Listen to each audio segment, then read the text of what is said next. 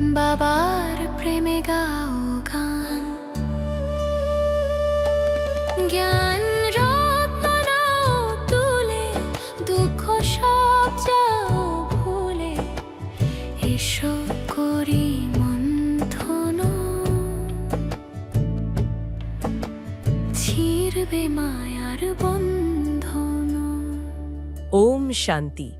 প্রিয় রুহানি ভাই ও বোনেরা, আজকের ৭-২-২০২৬ তারিখের মিষ্টি বাবার মধুর রুহানি মাহাবাক্যের চিন্তনে আপনাদের সবাইকে অনেক অনেক ভালোবাসা আর স্বাগত জানাই।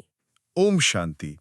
আজকের শিরোনামটা শুনলেই ভেতর থেকে একটা অন্যরকম রুহানি নেশা অনুভব হয়। একদম, বাবা কত ভালোবাসার সাথে আমাদের সৌভাগ্যের কথা মনে করিয়ে দিয়েছেন।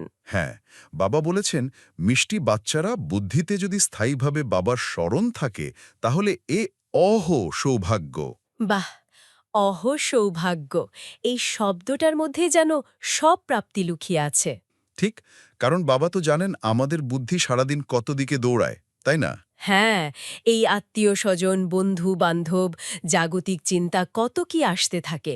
সবার বুদ্ধি তো আর এক বাবার স্মরণে স্থির থাকতে পারে না। পারে না।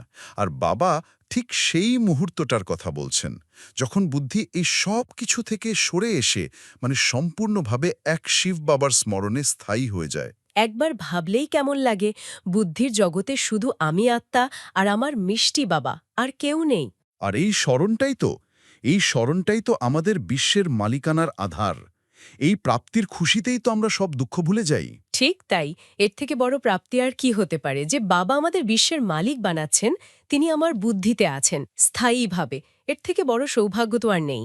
চলুন আজ এই সৌভাগ্যকে নিজেদের জীবনে স্থায়ী করার পুরুষার্থ নিয়ে আরও গভীরে যাই। হ্যাঁ, আর এই পুরুষার্থকে আরও তীব্র করার জন্য বাবা আজ একটা খুব জরুরি প্রশ্ন রেখেছেন আমাদের সামনে।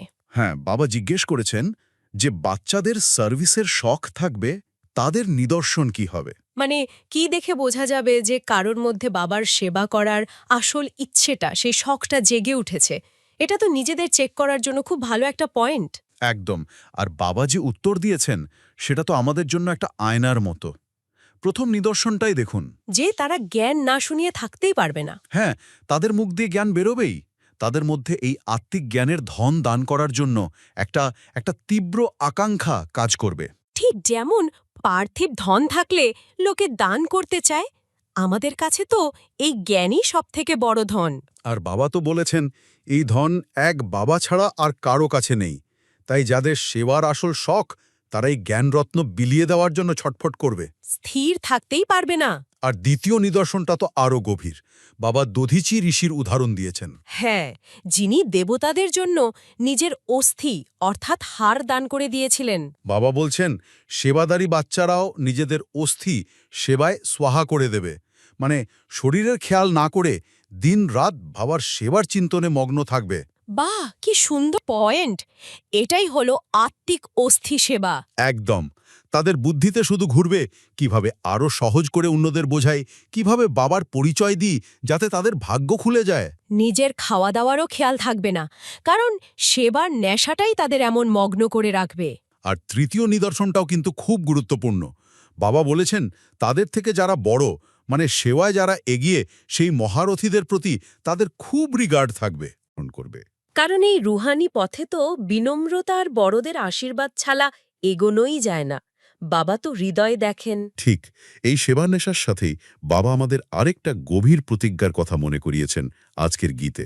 দুনিয়া বদলে যায় যাক। এই লাইনটা শুনলেই যেন বাবার সাথে করা আমাদের সেই প্রথম প্রতিজ্ঞাটা মনে পড়ে যায়। আর বাবা কি সুন্দর তুলনা দিয়েছেন। লৌকিক জগতে বিয়েতে কত প্রতিজ্ঞা করে, কিন্তু সামান্য সমস্যা হলেই ডিভোর্স। কিন্তু আমাদের প্রতিজ্ঞা কার সাথে? স্বয়ং পরমপিতা পরমাত্মার সাথে, শিব বাবার সাথে। আর সেই প্রতিজ্ঞা কত বড় প্রাপ্তির জন্য, যে বাবা আমাদের ২১ জন্মের জন্য বিশ্বের মালিক বানাচ্ছেন, তার হাত আমরা ধরেছি। কিন্তু বাবা কত দুঃখে বলেন যে এমন বাবাকেও কেউ কেউ মায়ার বশে ছেড়ে দেয়। এই কথার মধ্যে যে কত গভীরতা আছে। সত্যি যে বাবা দুঃখের দুনিয়া থেকে সুখের স্বর্গে নিয়ে যাচ্ছেন, তার শ্রীমত থেকে সরে যাওয়া, এটা যে কত বড় দুর্ভাগ্যটা বলে বোঝানো যায় না। এই চিন্তনটা আমাদের প্রতিজ্ঞাকে আরও মজবুত করে দেয়। আর বাবা আজ তার সান্নিধ্যের কথাও তো মনে করিয়েছেন, মধুবনের সৌভাগ্যের কথা। হ্যাঁ, বাবা বলেছেন যে তার সামনে বসে মহাবাক্য শোনার অনুভূতি আর সেন্টারে বসে টেপে শোনার অনুভূতিতে আকাশ পাতাল তফাত। কারণ মধুবনে তো আমরা সরাসরি অসীম জগতের বাপদাদার সামনে থাকি, সেই ভাইব্রেশন, সেই পরিবেশ। বাবার প্রত্যক্ষ স্নেহ, তার অনুভূতিটাই আলাদা। বাবা যে বলেন অতীন্দ্রিয় সুখের কথা গোপীবল্লভের গোপগোপীদের জিজ্ঞেস করো। এই মহিমা তো ওখানকারই। বাবা বলেছেন তখন বুদ্ধিতে আর অন্য কোনো সংকল্পই আসা উচিত নয়। শুধু বাবার থেকে জ্ঞানের ঝুলি ভরতে থাকতে হবে। আর এই জ্ঞানের ঝুলি ভরার জন্য বাবা আমাদের সৃষ্টিচক্রের সিঁড়ির চিত্রটাকে খুব ভালো করে বুদ্ধিতে রাখতে বলেছেন। একদম, ওই একটা চিত্রেই তো ৮৪ জন্মের পুরো জ্ঞানটা চলে আসে। কি সহজ করে বাবা বুঝিয়েছেন কিভাবে আমরা আত্মা সিঁড়ির ওপরে সত্যযুগে একদম শতপ্রধান থাকি, ১৬ কলায় সম্পূর্ণ। তারপর ধীরে ধীরে ত্রেতাতে শত, দাপরে রজ, আর কলিযুগের শেষে এসে একদম তমপ্রধান হয়ে যাই। আমাদের আত্মিক শক্তি কমতে থাকে। আর বাবা বলেছেন এই নিচে নামাটা তো খুব ধীরে ধীরে হয়, ৮৪ জন্ম ধরে। কিন্তু এখন আমাদের আর ধীরে ধীরে ওঠার সময় নেই, এখন আমাদের জাম্প দিতে হবে। অর্থাৎ তীব্র পুরুষার্থ করে তমপ্রধান থেকে সরাসরি শতপ্রধান, বাবার স্মরণের লিফটে চড়ে। আর বাবা একটা খুব গুরুত্বপূর্ণ কথা বলেছেন যে এই সময়ে সব আত্মাই তমপ্রধান। উদাহরণ দিয়ে বলেছেন ক্রাইস্টের আত্মাও এখন তমপ্রধান দশায়।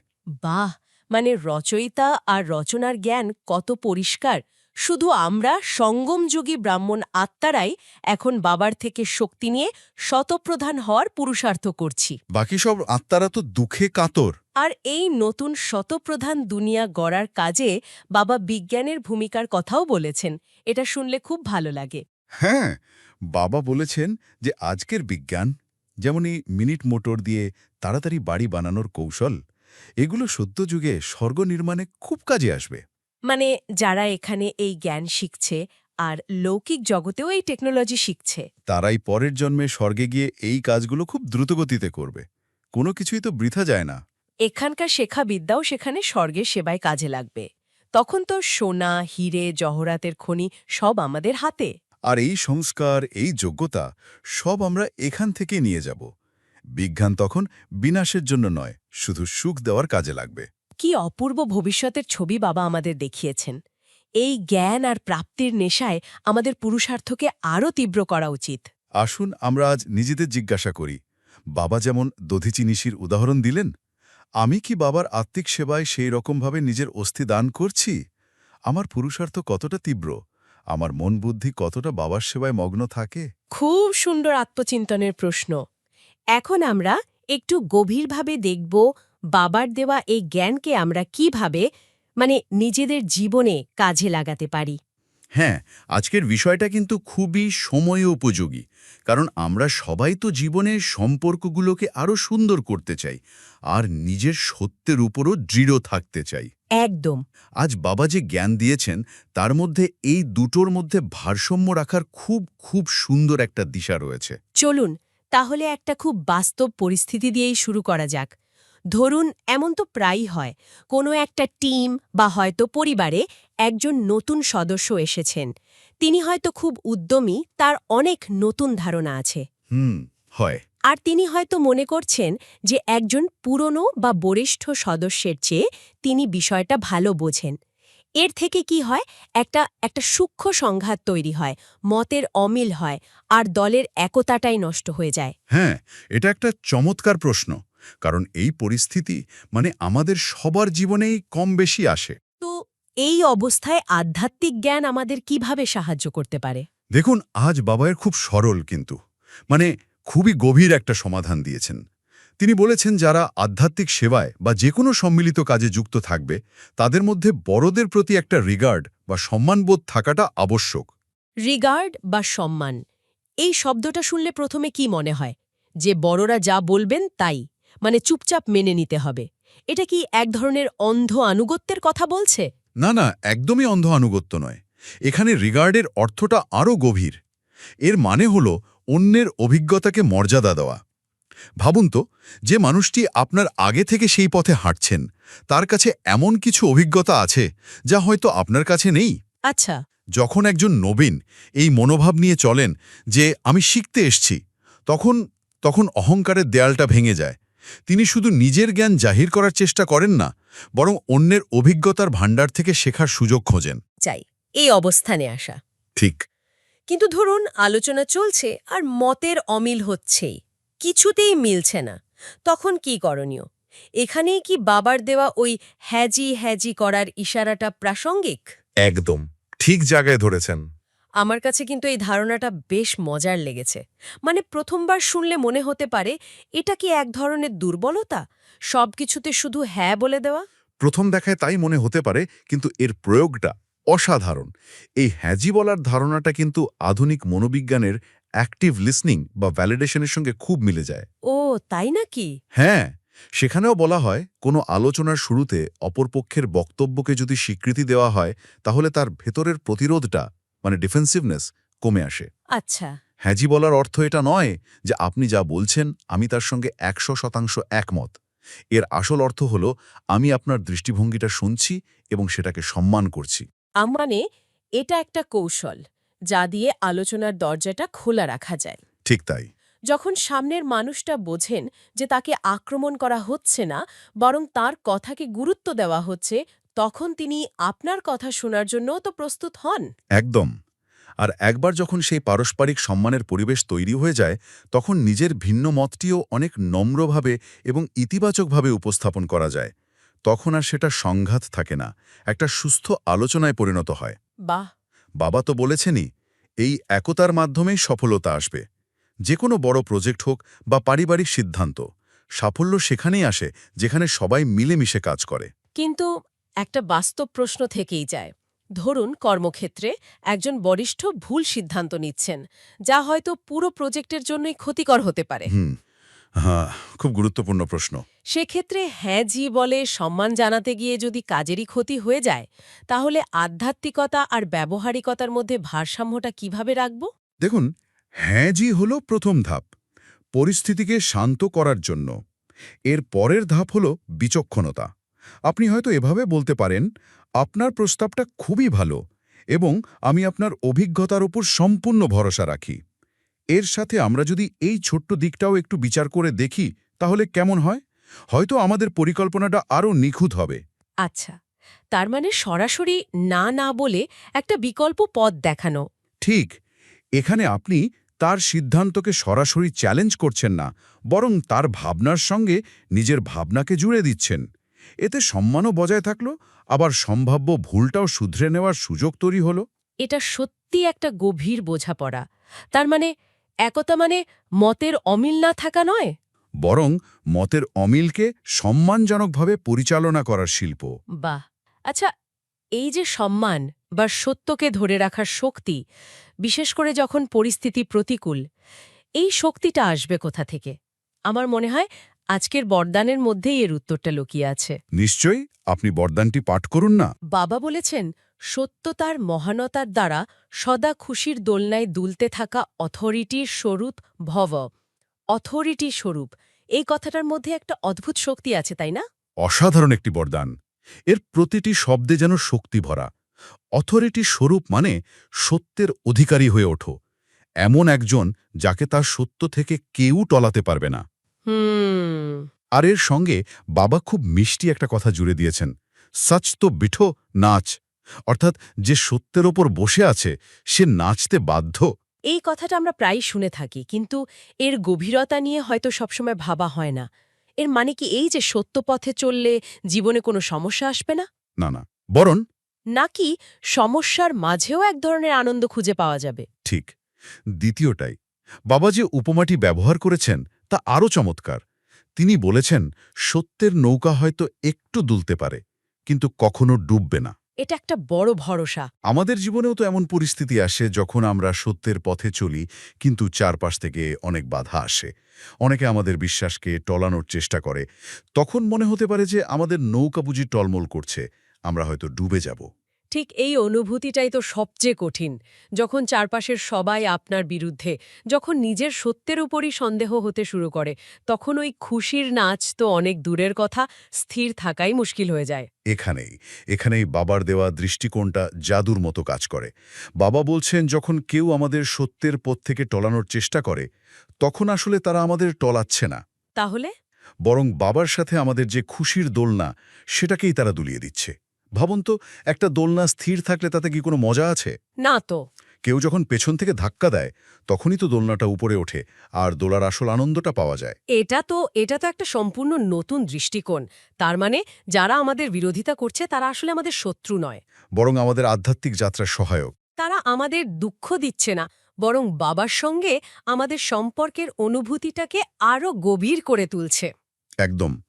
এই ভাবনাটা স্থির করতে পারলে বিরোধিতাকে ভয় পাওয়ার পরিবর্তে তাকে স্বাগত জানানোর সাহস আসে। বাহ!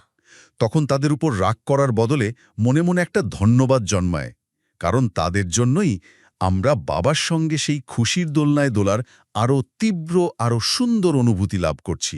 আমাদের ভেতরের স্থিতি আরও মজবুত হচ্ছে। এটাই হলো সত্যতার মহানতা। হ্যাঁ, পরিস্থিতি যাই হোক না কেন, আমি সত্যের উপর দাঁড়িয়ে আছি আর বাবার সঙ্গে খুশির দোলনায় দুলছি, এই অনুভূতিটা স্থির হয়ে যায়। এই ভাবনাটা যদি জীবনে ধারণ করা যায়, তাহলে তো জীবনের কোনো ঝড়ই আর আমাদের স্পর্শ করতে পারবে না।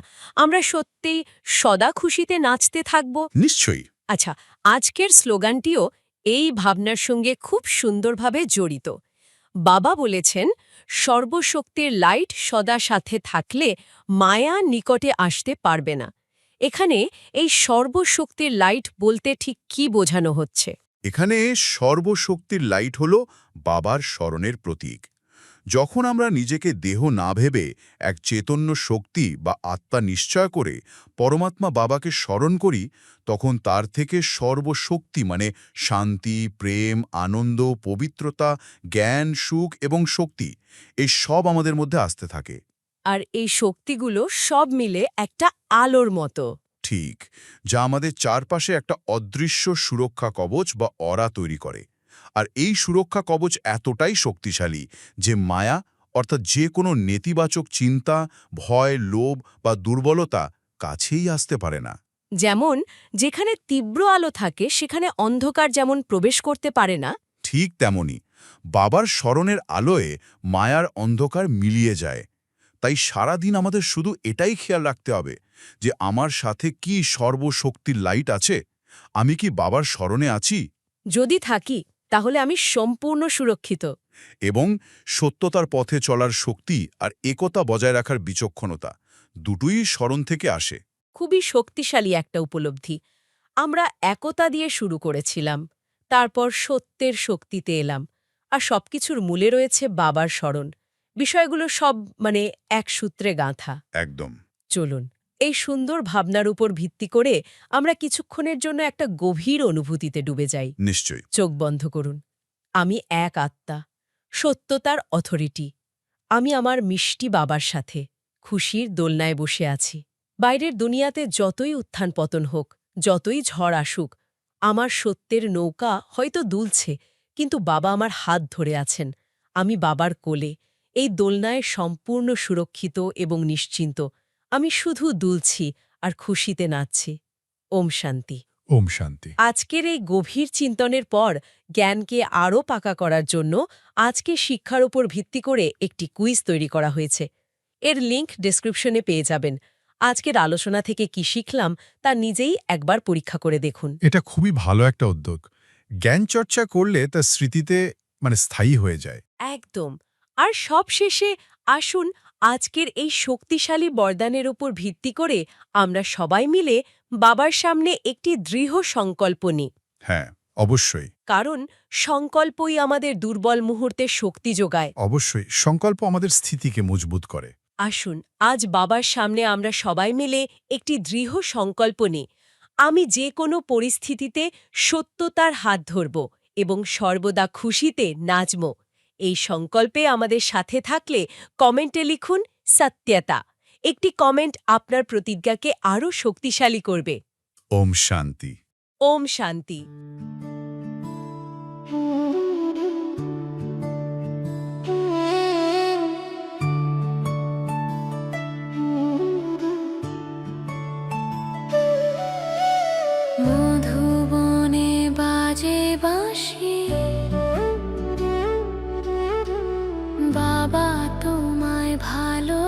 বাসি মুরলি শুনে জুড়ায় প্রাণ বাবার প্রেমে গাও গান জ্ঞান রত্ন নাও তুলে দুঃখ সব যাও ভুলে এসো করি মন্থন ছিড়বে মায়ার বন্ধন